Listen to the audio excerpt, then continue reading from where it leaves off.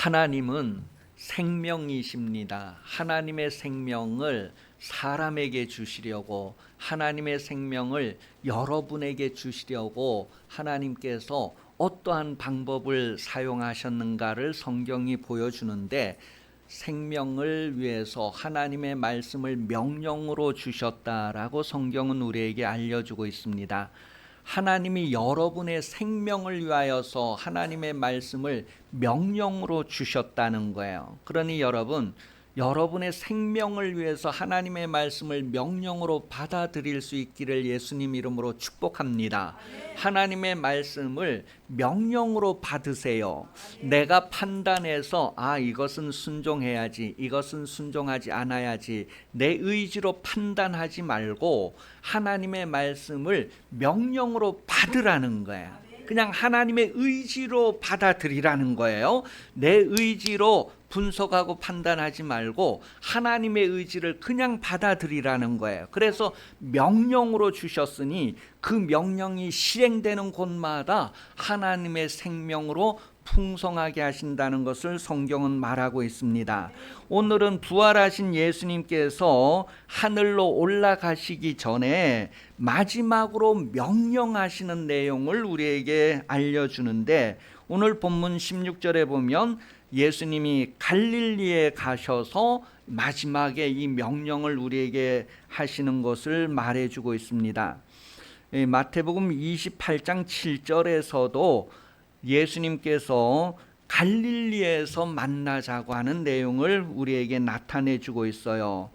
그러니 여러 곳에서 갈릴리에서 나를 만나자, 갈릴리에서 나를 다시 보자. 그래서 갈릴리에서 마지막으로 예수님께서 이 육신을 가지고 있는 동안에 마지막으로 우리에게 명령으로 하시는 내용이 오늘 성경에 기록되어져 있어요. 그 명령을 우리가 그대로 받아서 하나님의 의지가 그대로 실현될 수 있도록, 예수님의 의지가 그대로 여러분 인생에 반영될 수 있도록 그렇게 여러분을 다시 한번 일깨울 수 있기를 예수님 이름으로 축복합니다. 갈릴리라고 했을 때 이 갈릴리는 이방의 상징이었다라는 것을 성경이 우리에게 소개를 해주는데, 이 갈릴리는 예루살렘에서 저기 북쪽으로 이렇게 떨어져 있는 지역이었어요. 이 갈릴리 하면 보통 사람들이 어떤 이미지를 가지느냐 하면 소외되고 억압을 받고 착취를 당하고 또 정통 유대교로부터는 이렇게 기만당하는 그런 백성들이 살고 있는 지역이다. 그런 지역적인 여러 의미들을 품고 있습니다. 그러한 내용을 마태복음 4장 12절에서 17절에 잘 표현되어져 있는데 같이 읽어보겠습니다. 이 갈릴리 지역이라고 하는 그 지역이 어떤 분위기인가 같이 읽어봅니다. 예수께서 요한이 잡힘을 들으셨으고 갈릴리로 물러가셨다가 나사렛을 떠나 스불론과 납달리 지경 해변에 있는 가버나움에 가서 사시니 이는 선지자 이사야를 통하여 하신 말씀을 이루려 하심이라. 일러스되 스불론 땅과 납달리 땅과 요단강 저편 해변길 이방의 갈릴리여, 흑암에 앉은 백성이 큰 빛을 보았고 사망의 땅과 그늘에 앉은 자들이 빛이 비추어. 이때부터 예수께서 비로소 전파하여 이르시되 회개하라, 천국이 가까워. 이 갈릴리 지역, 그 갈릴리 호수 그 주변의 이제 지역들의 명칭을 쭉 소개하면서 그들에게 대하여서 흑암에 앉아 있는 백성이다, 캄캄한 어두움에 앉아 있는 백성, 그들에게 큰 빛이 비추었다는 거예요. 여러분 옛날에 전기가 안 들어오던 시절을 사셨던 분들은 전기가 들어올 때에 그 전기불이 얼마나 밝은지 그냥 이 막 마음속에서는 외양간에 송아지가 너무너무 좋아서 막 그 마구간 밖에 나가서 뛰는 것처럼 전기가 들어온다는 것이 얼마나 이 가슴 속에서 희열을 느끼게 해주는가, 그런 걸 경험할 거야. 흑암에 앉아있는 백성들에게 큰 빛이 비추어졌다는 것, 그리고 사망의 땅과 사망의 그늘에 앉아있는 사람들에게 이와 같은 놀라운 일들이 나타나게 되는 것을 성경이 말해줍니다. 내일에 대한 희망이 없었던 사람들에게 뭔가 막 희망이 차게 되고, 또 빛이 필요한 곳에 빛이 비추어지고 예수가 필요한 곳에 예수가 나타나는 그런 모습을 성경이 우리에게 말해주고 있어요. 요한복음 1장 4절 5절에 보면 이 하나님의 말씀에 대하여서 그 말씀에는 생명이 있었다, 하나님의 말씀에는 생명이 있다라고 말합니다. 그리고 그 생명이 사람들에게 빛이다, 그렇게 소개를 하고 있어요. 그래서 이 빛이 좀 더 많은 사람들에게 이렇게 비춰지기를 바라는 그런 내용을 요한복음 1장은 기록을 하고 있습니다. 여러분, 이 시대에도 예수님이 필요한 곳이 있다는 거예요. 예수님을 필요로 하는 사람이 있다는 거예요. 이 시대에도 캄캄한 어둠과 같은 절망 속에 사는 사람들이 있다는 거예요. 그들에게 큰 빛이 비추어진다는 것은 얼마나 흥분되고 놀라운 일일까. 육신적으로도 그렇고 영적으로도 그렇고 소외되고 억압되고 착취당하고 또 거짓 종교인들로부터 이렇게 유린당하고 있는 그런 사람들이 있는 곳, 그런 곳이 바로 주님이 필요한 곳이다라는 것을 말해줍니다. 이 갈릴리는 바로 그런 곳이었고, 예수님께서 갈릴리에서 나와 만나자, 예수님이 지시하신 곳이 바로 갈릴리였다라는 것을 우리에게 말해줍니다.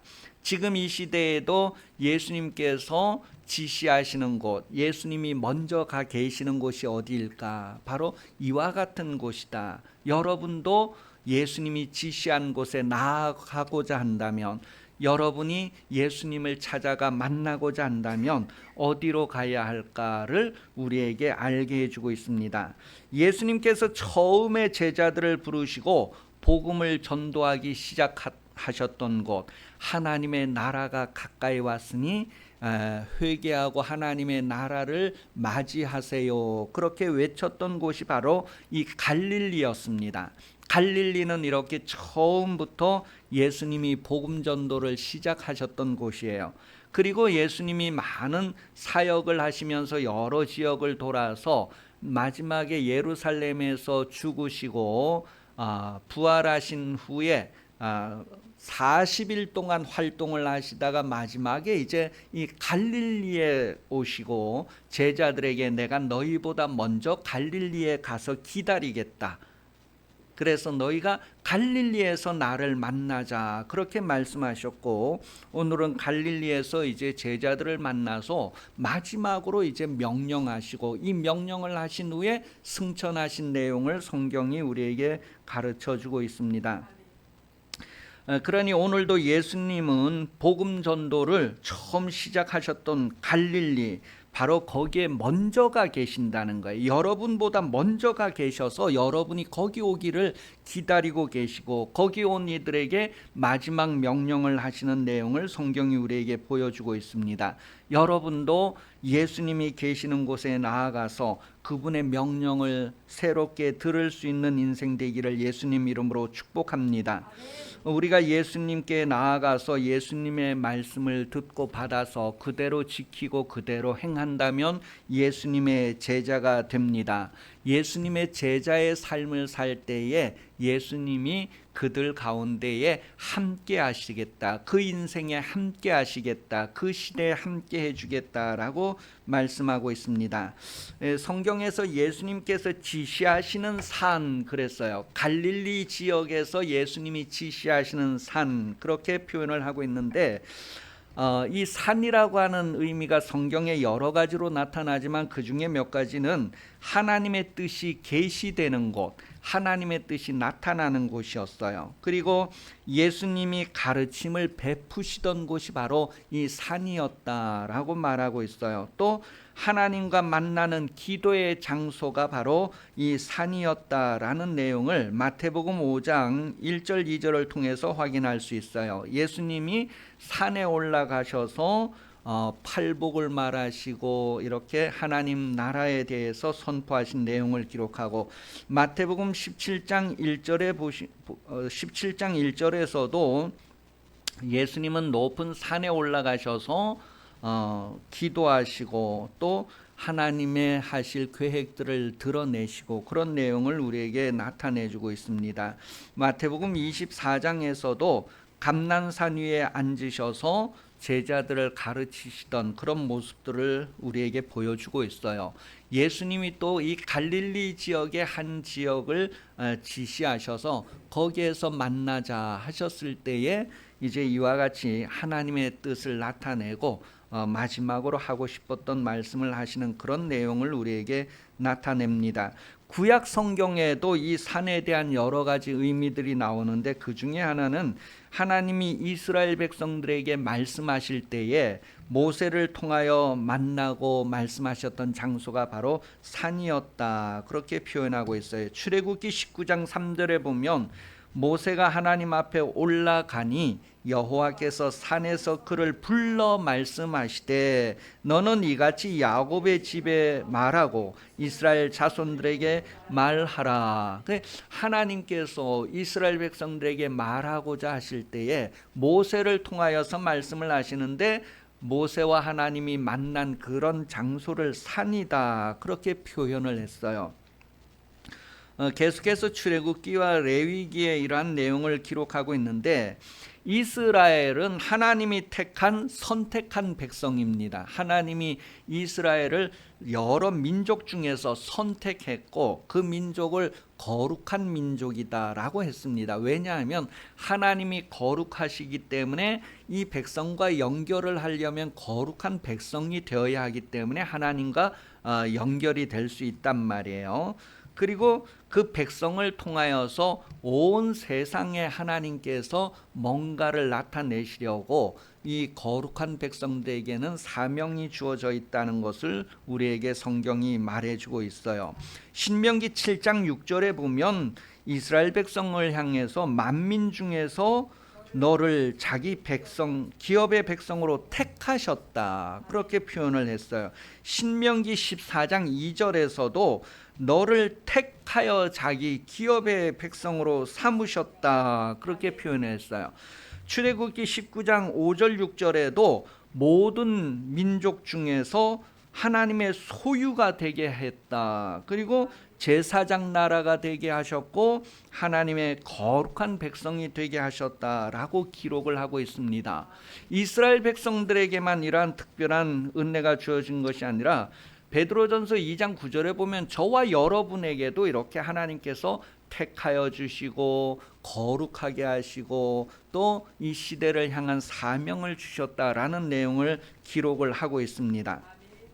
여러분, 이러한 이란 여러분에게 어떤 의미가 있을까를 성경이 말할 때에, 오늘 본문에서는 이제 이스라엘을 유다와 예루살렘이다, 그렇게 표현을 했어요. 이 유다와 예루살렘은 하나님의 말씀을 좀 순수하게 이렇게 지켜 유지하고 있는 그런 상태의 사람들을 표현하고 있는 거예요.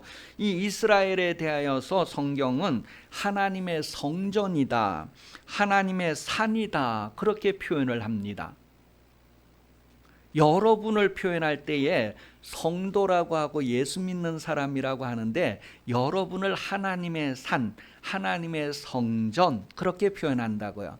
거기에 의미는 바로 하나님이 여러분과 만나는 장소로서 여러분을 표현하는 거예요. 그런 내용을 성경이 이사야서 2장 1절 3절을 통하여서 우리에게 나타내주고 있습니다. 이사야서 2장 1절 3절까지, 1절에서 3절까지 같이 읽어보겠습니다. 아모스의 아들 이사야가 받은 바 유다와 예루살렘에 관한 말씀이라. 말일에 여호와의 전에 산이 모든 산 꼭대기에 굳게 설 것이요 모든 작은 산 위에 뛰어나리니 만방이 그리로 모여들 것이라. 많은 백성이 가며 이르기를 오라 우리가 여호와의 산에 오르며 야곱의 하나님의 전에 이르자. 그가 그 길을 우리에게 가르치실 것이라. 우리가 그 길로 행하리라 하리니 이는 율법이 시온에서부터 나올 것이요 여호와의 말씀이 예루살렘에서부터 나올 것임이니라. 여기 보면 이제 아모스의 아들 이사야가 받은 유다와 예루살렘에 관한 말씀이에요. 그러니 지금 산 이야기를 할 때에 이 산에 대한 이야기가 바로 유다와 예루살렘, 이스라엘에 대한 이야기, 오늘 저와 여러분에 대한 이야기다라는 것을 말합니다. 거기 보면 말일에, 이 마지막 때에 말일에 여호와의 전의 산이 모든 산 꼭대기에 굳게 설 것이요 그랬어요. 그 마지막 때 보면 이스라엘이 모든 나라보다 뛰어나게 될 것을 말하고, 이 세상의 많은 사람들 중에 예수 믿는 성도들이 뛰어나게 될 때가 온다는 것을 지금 말하고 있는 거예요. 모든 작은 산 위에 뛰어나리니 만방이 그리로 모여들 것이다. 왜냐하면 이 세상에 여러 가지 문제가 일어날 때 그 문제를 해결할 수 있는 사람이 있다면 그 사람을 찾아 모여들게 됩니다. 어떻게 해야 할까? 어떻게 해야 될까? 그랬을 때 이 나라들마다 문제가 일어날 때에 이제 예루살렘, 이스라엘을 찾아가게 되는 것은 이스라엘을 통하여서 문제 해결의 열쇠가 되기 때문이다. 예수 믿는 성도들에게 많은 사람이 찾아오는 것은 그 시대의 여러 문제를 해결할 수 있는 길을 성도들이 가지고 있기 때문이다. 하나님은 여러분을 그렇게 중요하게 쓰시려고 여러분을 택하여 부르시고 거룩하게 하시고 하나님의 사명을 여러분에게 맡기게 되었다라는 것을 성경이 말해주고 있어요. 이렇게 나라들이 이스라엘을 향하게 되고 많은 사람들이 이스라엘을 향하는 성도들을 찾게 되는 이유가 무엇이냐 하면 거기에서부터 하나님의 말씀이 나오고 하나님의 말씀을 들을 수 있기 때문이다라는 거예요. 그러니 여러분 이 세상이 하나님의 말씀으로 지어졌는데 하나님의 말씀에서부터 모든 생명이 시작이 되고 하나님의 말씀에서부터 모든 것이 존재한다. 그러니 이 삶의 모든 문제들을 해결하고 싶을 때에도 그 말씀을 찾아 나오는 것이 본능에 따르는 것과 같이, 근본을 따르는 것과 같이 자연스러운 것을 우리에게 알게 해주고 있습니다. 오늘 하나님께서는 여러분을 택하여 부르시고 여러분을 거룩하게 하시고 여러분을 하나님의 소유로 삼으시고 하나님의 일을 여러분에게 맡기셨다는 것을 기억하시고 그 일들을 좀 감당하기 위해서 여러분의 마음을 다시 한번 열어보시기를 예수님 이름으로 축복합니다. 베드로전서 2장 9절 그 마지막 부분에 보면 왜 하나님이 여러분을 택하셨을까? 왜 여러분을 거룩하게 하셨을까? 그랬을 때에 아름다운 덕을 선포하게 하려 하십니다 라고 했어요. 여러분을 하나님의 자녀 삼으시고 하나님 나라에 들어가게 하시는 그 하나님의 놀라운 일들을 선포하게 하시려고, 드러내시려고 여러분을 택하여 부르셨다, 그렇게 말합니다. 왜 하나님께서 이스라엘 백성을 택하셨을까? 왜 이스라엘 민족을 택하셨을까? 왜 여러분을 택하셨을까 했을 때에 하나님이 여러분을 구원해서 하나님 나라에 들어가게 하시는 그 놀라운 일들에 대해서 세상에 선포하라고 여러분을 택하셨다라고 말하고 있습니다. 그러니 마지막 때가 되면 많은 사람들이 교회로 모여들고 교회 공동체를 찾게 될 것인데, 왜냐하면 하나님의 말씀을 배우고 행하기 위해서다라는 것을 말하고 있어요. 하나님의 말씀을 배우고 그 말씀대로 행하기 위해서 교회를 찾아들게 된다는 거예요. 예수 믿는 사람을 찾게 된다는 거예요. 그러니 교회는 그때를 준비해야 되죠. 미가서 4장 2절입니다. 미가서 4장 2절 잘 보시고 같이 읽어보니 시작. 곧 많은 이방 사람들이 가며 이르기를 오라 우리가 여호와의 산에 올라가서 야곱의 하나님의 전에 이르자. 그가 그의 돌을 가지고 우리에게 가르칠 것이라. 우리가 그의 길로 행하리니 이는 율법이 시온에서부터 나올 것이요 여호와의 말씀이 예루살렘으로부터 나올 것임이라. 아모스서 8장 11절에 기록된 대로 마지막 때는 많은 사람들이 하나님의 말씀을 찾기 위해서 갈급해하는 상태가 된다라고 말해주고 있어요. 여러분 지금 이 시대의 어려움을 여러분은 얼마나 실감을 하십니까? 이 시대가 여러분이 어린 시절에 그냥 동무들하고 이렇게 꼬무줄놀이하고 동네를 뛰어다니며 놀던 그런 아주 천진난만한 그런 시대의 그런 감성들을 누리는 시대는 벌써 오래전에 멈추었던 것을, 그래서 지금은 학교마다 운동장에 나가서 뛰어노는 것을 저지하는 시대가 돼요. 운동장에서 마음대로 공차기 놀이도 못하고 뭐 이런 시대예요. 왜냐하면 그거 하다가 다치면은 소송 걸리고 선생님들이 힘들어하는 시대가 돼버렸다며. 그러니까 이젠 친구들하고도 마음대로 놀고 막 이런 어떤 그 삶에 대한 그런 거와는 많이 거리가 멀어져가는 그런 시대가 되었다는 것을 우리가 실감을 하게 됩니다. 이런 시대의 사람들, 이런 시대가 좀 지나면 사람들에게서 뭐가 자꾸 일어나느냐 하면 이제 이 문제를 해결할 수 있는 근본을 찾게 되는데, 그때 우리가 이제 하나님의 말씀을 배우고 하나님의 말씀대로 다시 행하자라고 하는 붐이 일어나게 된다는 거예요. 지금 영국이 150년 전, 100년 전 이때는 영국이 아주 기독교가 아주 크게 일어나서 우리나라에도 복음을 전도하러 사람을 보내고 그랬었는데, 이 영국이 기독교가 무너지면서 사회가 완전히 무너져서 지금은 영국의 어린아이들 중에 3분의 1이 이 밥을 제대로 못 먹는다고 해요. 그 정도로 영국이 지금 어려워졌다는 것을 말해요. 왜냐하면 기독교가 무너지니까 사회가 무너지게 되고 실제로 너무너무 힘든 상황이 되었다라는 것을 우리에게 말해줘요. 우리나라도 지금 경제가 어려워진다고 하는 것 때문에 자꾸 그늘지게 되고 엄습하는 그런 느낌들을 받게 되는데, 여러분 이런 시대가 되면 사람들이 우리가 뭘 잘못했을까, 그런 것들을 다 이제 반성하게 되고 다시 찾아 나오게 된단 말이에요. 교회는 그때를 준비해야 된다는 것을 말하고 있습니다.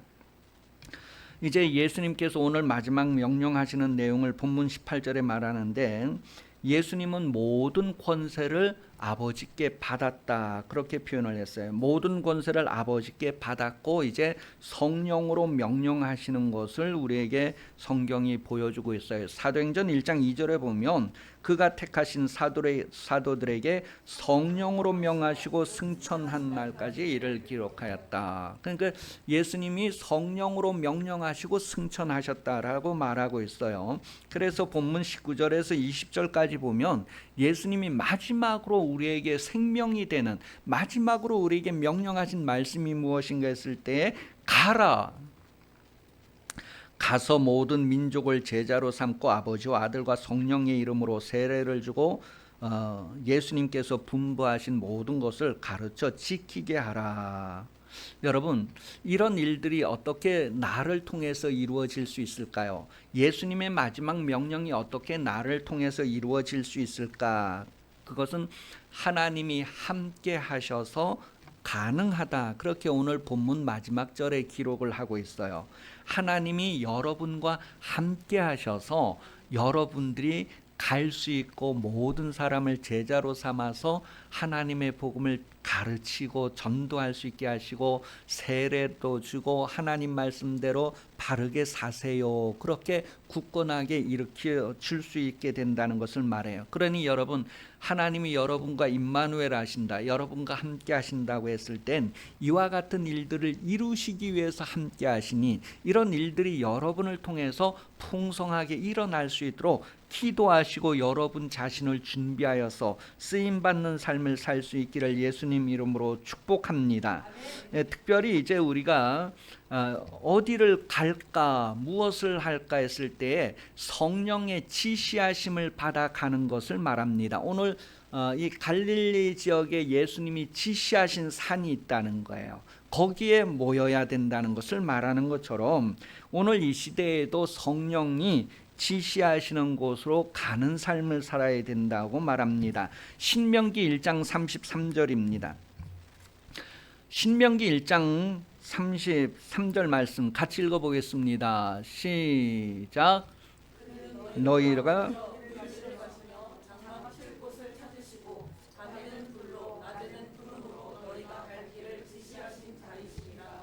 예, 그 보면 하나님께서 이스라엘 백성들을 애굽에서 나오게 하시고 가나안 땅에 가게 하실 때에 하나님이 먼저 가셨대요.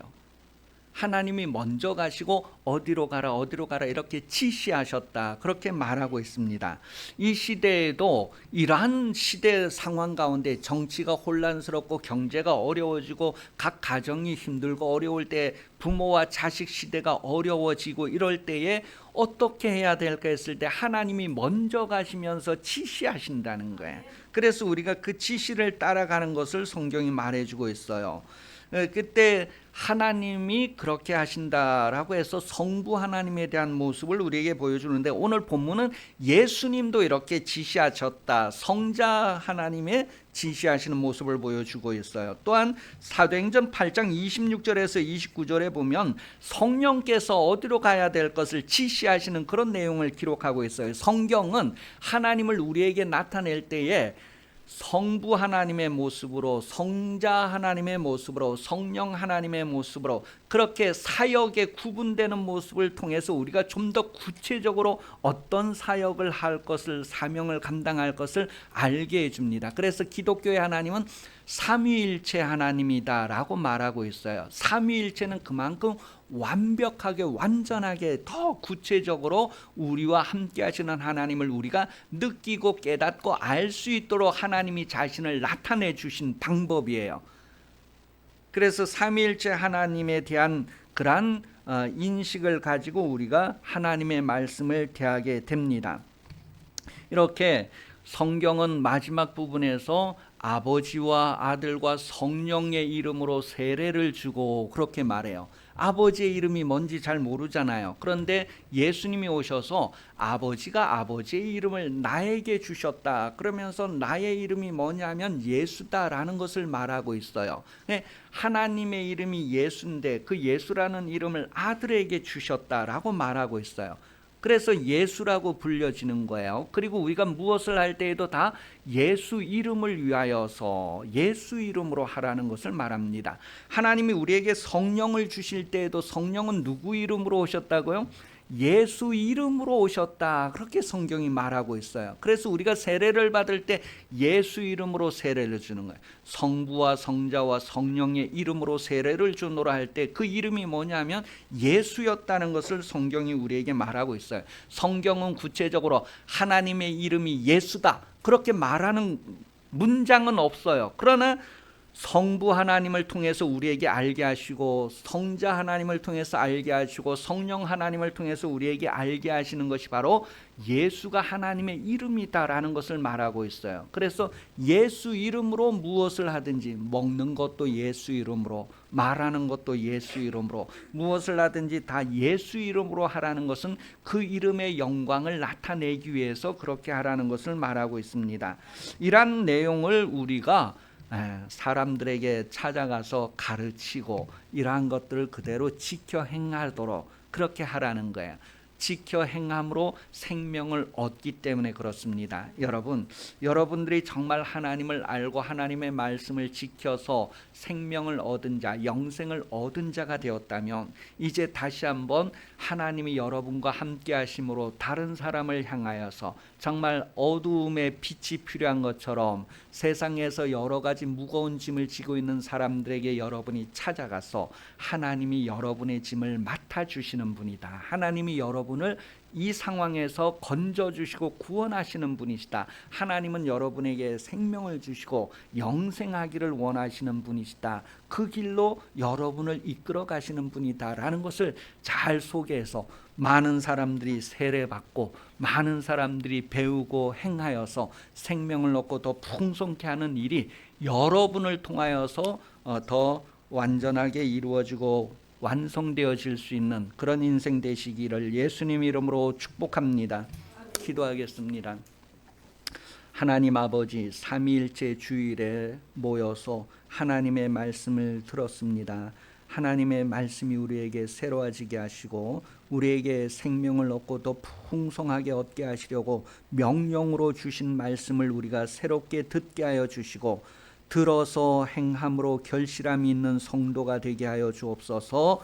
다시 오시는 예수 그리스도 은혜 베풀어 주시며 하나님 아버지 사랑하심과 성령 감화 감동 교통하심이 삼위일체 주일 오전 예배 참석하여 머리 숙인 성도들 위해 영원토록 함께 하시기를 간절히 축원하옵나이다. 아멘.